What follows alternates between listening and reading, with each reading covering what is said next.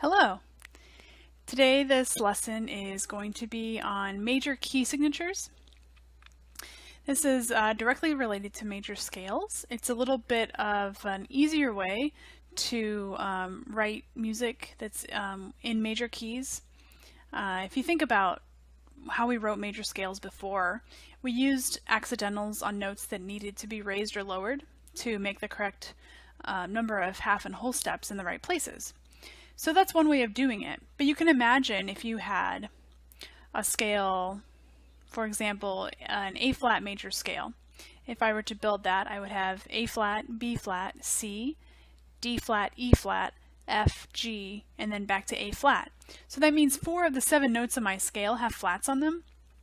So if I was going to write a symphony, for example, that had, 12 different instruments and it was 20 minutes long, it would have a lot of flats in it. So if you can imagine, every time I wrote an A, I'd have to write a flat on it and so on. That would take up not only a lot of space on the page, but also a lot of ink. And so notationally, we always are trying to make things easier for the performer. It's very difficult as a performer to look at music that has so many accidentals on it. So there's a way that we can standardize what notes in a piece are going to be always flat, or what notes in a piece are going to always be sharp. And key signatures are how we do that. So I'm going to show you how that works. The good news is that, like so many other things in music theory, it is a standard. It's always the same. A flat major always has 4 flats in it, and they're always A flat, B flat, D flat, and E flat every single time, because if you think about it, every time you write a major scale in A flat, you're going to get those exact flats. That's the only way you can write it. So because of that, it makes it a little bit easier to remember. So I'm going to show you how this works, and I am going to emphasize, first of all, before I say anything else at this point, that eventually, and I mean very soon, you should memorize key signatures, because they're always the same. This is something you just have to memorize and have it in your head. Once I decided that I was just going to memorize how they worked and which key signatures went with which major keys, I was a lot happier because it just made everything so much quicker. So if there's one thing you do this semester, I want you to memorize these key signatures. And your homework will go along with that. I'll be pushing you to work faster and faster with these so that eventually you have to have them memorized so that you can come up with them very quickly, because you won't have time to look them up and that kind of thing. So anyways, but that's just something to look forward to. But for now, I'm going to show you how these work and kind of why they work. And so I'll show you through a series of different pictures that I have here on my computer. So let's look at this one first. Okay, so you can see here on this picture that I have, we have a number of different scales written out. So like I said, here's A flat major. Every time you write this scale, you're going to have these exact flats. Every time you write F major, you're going to have 1 flat, and it's going to be B flat. Every time you have D major, you're going to have 2 sharps, and they're always going to be F sharp and C sharp. That's just how it always has to work. So you can see on the right side here, this is showing you that we can standardize these by using key signatures instead. A key signature is just a series of sharps or flats that happens at the very beginning of a piece of music. Actually, it happens at the beginning of the piece, and it happens at the beginning of every line. So if you have a piece of music that goes for more than 1 line or uses multiple staves, every staff will have this key signature on it. At the beginning of every staff and at the beginning of every line on every staff, you have the key signature. So it's a reminder to the performer that yes, if you're in D major, you always have to have F sharps and you always have to have C sharps. And the only way you would not play an F sharp or a C sharp when you see those notes is if you had an indication with a different accidental to show you not to play a sharp. Otherwise, you always assume every time you see an F and every time you see a C, you would play F sharp or C sharp instead. So it does take a little getting used to. As a performer, you have to learn how to think in that way, but once you learn how to do that, then every piece becomes much easier to play because it's clearer to read. So that's kind of what we're going for with these. Whatever makes it easier for the performer is always a good thing. So notational considerations are always for the performer. I say always. Sometimes composers use notations in strange ways to kind of make a point about the piece that they're writing, but usually it's about the performer. Okay, let's go with that. Anyway, the way that we're going to talk about it in this class is notation has to do with how easy the performer has it. We really want that because, you know, if we're composing music, we actually want the performer to be able to play it well, and so anything we can do to make their life a little easier better ensures that they'll be able to play the piece that we're writing the way we want it to be played. Okay, so looking back here, if we have D major, we always know there's an F sharp and a C sharp, and we write them F sharp, C sharp. In the treble clef, it looks like this. In the bass clef, it looks like this. Now, something you might begin to notice, if you have G major, which just has one sharp in it, you have an F. If you have D major, which has two sharps in it, you have F and C. If you have A major, has three sharps, you have F and C and G. So every time you add a sharp to the key signature, you keep the same sharps that you already had. This is also really, really handy because when you're trying to remember how many sharps or flats are in a key and which ones they are, they're always in the same order. You always have F first, then C, then G, then D, and it always goes in that order. So you would never have something with two sharps in it that were like G sharp and A sharp, for example. It always has to be the first two in the order. So let me show you what these key signatures look like completely spelled out. This is all major key signatures for all major keys. We have, you can build a major scale on any note. So there are 12 different keys on the piano. So you can have 12 different scales on those different notes. But some of them we actually use more than once. So for example, you can have D flat major, you can start on a D flat, but if you think about how the keyboard is laid out, a D flat could also be called a C sharp. So we also have a C sharp major, and that's just about how we write them notationally, and I'll talk more about that later. It's not really important for you to remember right now, but just to know that that is possible. So what we end up with is actually 15 major key signatures, because you can use up to 7 flats before you would have to start repeating notes because there are 7 letter names, and up to 7 sharps for the same reason. So that's 14, and then you have one key that has no flats or sharps in it at all, and that's C major. So this makes sense if you think about it, because C major, you would start on a C and you would use only white keys up the scale. So this has no flats and sharps in it at all. So you can see how these are constructed. F major has one flat. It's B flat. B flat major has 2 flats, B and E.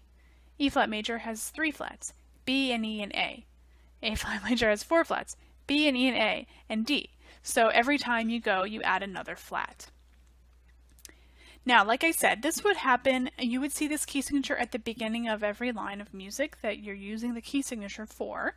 So for a lot of pieces, they stay in the same key the whole way through, so you have the same key signature the whole way through. Occasionally, you do have a piece that changes keys in the middle, so sometimes you'll see a change in key signature. Maybe you're in F major, and then all of a sudden you're in D major. So you would have one flat, and then that would change, and you would see 2 sharps instead, and then you would begin playing in that key. So that does happen, and there are ways that you can show that in the middle of the piece. Whenever you see a flat or sharp in the key signature, that means that that letter name is always flat or sharp. It doesn't necessarily have to land exactly on the line or space that it's pointing to. So for example, if you're in F major, if you're here, you have a B flat in the key signature. This is telling you that every single B that you could ever play will be flat. So if I play this line, of course that will be flat. But what if I play the space right on top of the staff in the bass clef? That's also a B. There's no direct key signature that refers to the space, but because it's a B, I still have to play a B flat. So it doesn't matter which B it is. All Bs have to be B flats. That's how all key signatures work. And it's just kind of a standard notation. Again, to save space, to save ink, to save your eyes, you don't want to have to put a flat on every single B. That would be ridiculous. You would have ledger lines everywhere and it wouldn't actually help. So performers learn that every time they see a key signature, they know that those flats or sharps refer to every single note of that note name in the piece. We do, however, put it in both clefs. So if we have, for example, if it's a piano piece, piano music almost always uses the treble and the bass clef together. They have two staves. Generally means your right hand plays what's on the top and your left hand plays what's on the bottom. This is called a grand staff when you see the treble and the bass clef together with two staves. So for this, it's a little clearer and helpful to have the key signature in both clefs on both staves. And of course, if you had more than one instrument playing at a time, you would want to indicate for each instrument that they have a key signature. So it's helpful to do that. But otherwise, you don't need to really show that all the other Bs are flats. You just know that. Okay, so I mentioned this before a couple times already in this video that the flats and sharps are always in the same order. This is really great because you just have to memorize the order of flats and sharps. So what I'd like to do is looking at the very end. So C flat major has 7 flats. That's the most flats that you can get in a key signature, because if you put another one in, it would be repeating a flat that you already had. So we just only go up to 7. C flat major has 7 flats, and C sharp major has 7 sharps. So you can think about C keys as the all or nothing keys. C major has no flats and sharps, no key signature at all. C flat has 7 flats, and C sharp has 7 sharps, all the sharps. So that right there makes it easier to remember. The C keys are all or nothing keys. So if you look at C flat major, you see the order of flats that you have. B, E, A, D, G, C, F. Now you can use an acronym to remember these. That's what I do. And I remember that this one, I think I like to think about B-E-A-D actually spells a word, bead. And then G-C-F, you can make up some kind of, like to finish the sentence with that.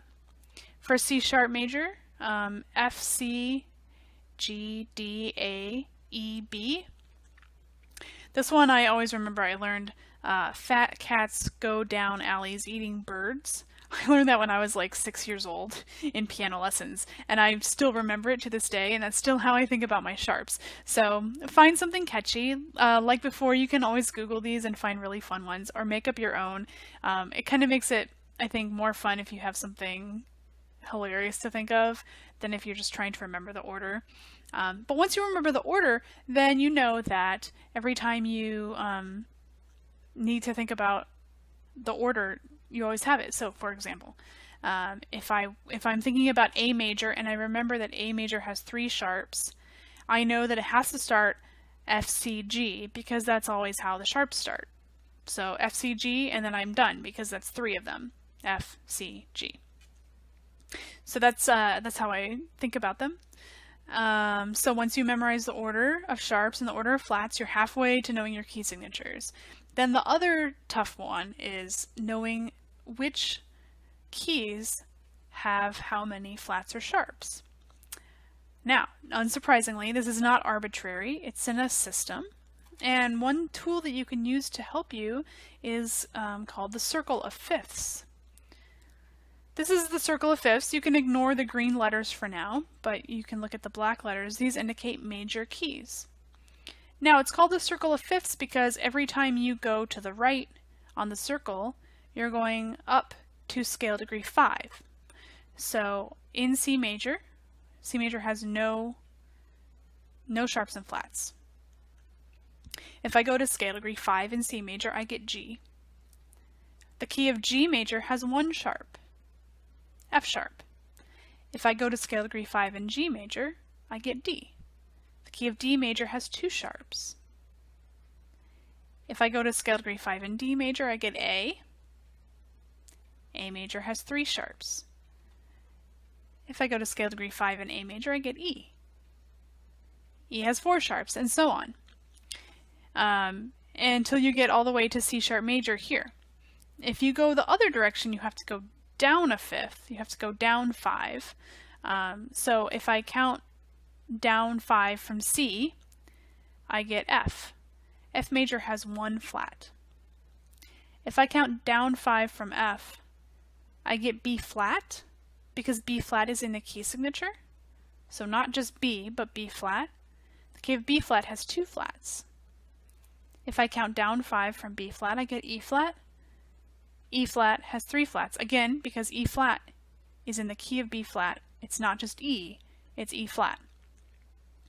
If I count down 5 from E flat, I get A flat, and A flat major has 4 flats, and so on until I get to, oh, this is missing one. Here we should have C flat, also with 7 flats. Okay, I should have checked that. Well, you can imagine a key signature of 7 flats here. Okay. So you can see the three keys that are spelled different ways are D flat or C sharp, G flat or F sharp, and B or C flat, which should be here, but it's missing. I don't know why that is. Anyway, so you don't really have to remember that, because if you remember that you can only go up to 7 sharps or flats, and you remember how the circle of fifths works, then you will always end up with the same answers with that. So this is a really handy way that you can remember. You just have to count up 5 every time, and make sure that if you run into a sharp or flat in the key signature, that you actually add that sharp or flat. It's very important that you know that this 6 sharps is F sharp major, not F major, because remember F major up here only has 1 flat. So it's very, very different. Completely different keys and really different key signatures. So you have to keep track that this is F sharp because there's going to be an F sharp in the key signature, which means that you have to have all Fs turn into F sharps. So there's no possibility of having an F natural in this key signature because there's a F sharp in it. Yeah, that makes sense, right?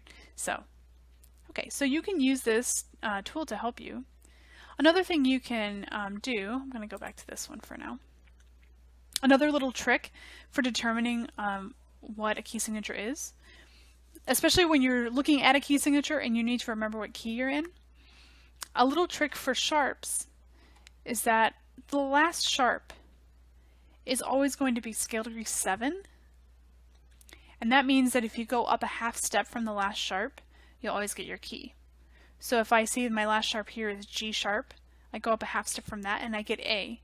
That means that I'm in A major. Here, if the last sharp is an A sharp, I go up a half step from A sharp and I get B, so I know I'm in B major. That's how it works for sharps. Flats are different, but sharps will always work that way. With flats, you can always look at the second to last flat, and that flat is actually the name of the key signature. So here, if I have 3 flats, the second to last flat is an E flat, and I'm in E flat major. If I look here, the second to last flat is a G flat, and I'm in G flat major. With F major, there is no second to last flat, so you just have to remember that 1 flat is F major. So that's a little trick that can help you. Okay, that's a lot of information. You doing all right? Okay, so a couple tricks you can use to help you is remember the circle of fifths and how that works. I will post a circle of fifths, so you should, probably not this one because it has a mistake in it, but I'll post another one that's helpful so you can study it.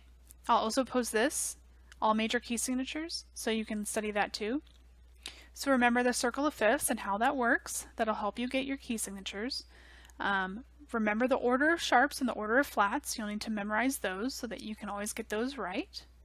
And you can use the trick about the second to last flat being the name of the key, or the last sharp being scale degree 7 in your key if you're in sharps. However, like I said, eventually you'll need to do it faster than that. it does take a little bit of time to figure that out every time, or to think through the circle of fifths takes a little bit of time. So at first, it's a good way to kind of help you learn it. But eventually you'll need to just memorize. So you'll need, so like I could say to you, how many sharps are in D major? And you would say 2 sharps, F sharp and C sharp, and you would know that immediately. Or I'd say, how many flats are in A flat major? And you would say 4 flats, B, E, A, D, like that quickly. So really work for that. I promise you it will make everything in your life so much easier later on. And you'll really, really impress all of your music theory teachers from now on, because they'll be like, whoa, why do you know your key signatures so well? And you'll say, because I had to memorize them because Professor Rausch made me. And then they'll say, ah, yes, she's like that.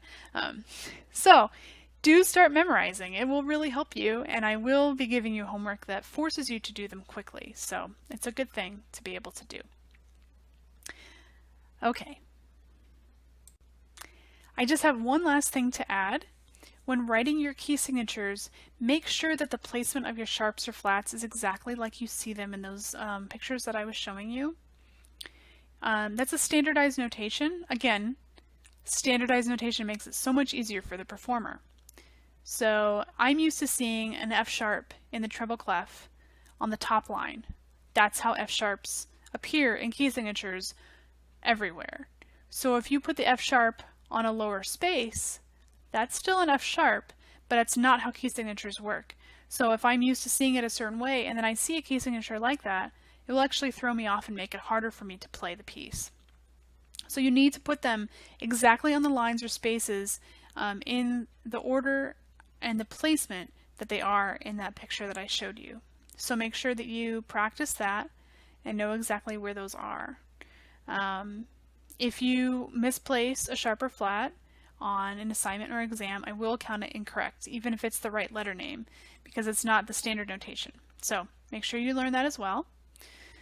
I know that I threw a lot of new stuff at you, but this is a really important topic, and I hope that you're able to kind of slowly digest it and have it make some sense. Do feel free to watch this video as much as you need to, take some notes, think it over. You can go to musictheory.net, and there are some really good examples there. That's where we get some of our homework from now. They also have some tutorials and things like that if you want just a second perspective. It's a really good place to go. And as always, you can email me with questions, and I look forward to hearing from you. Have a great day.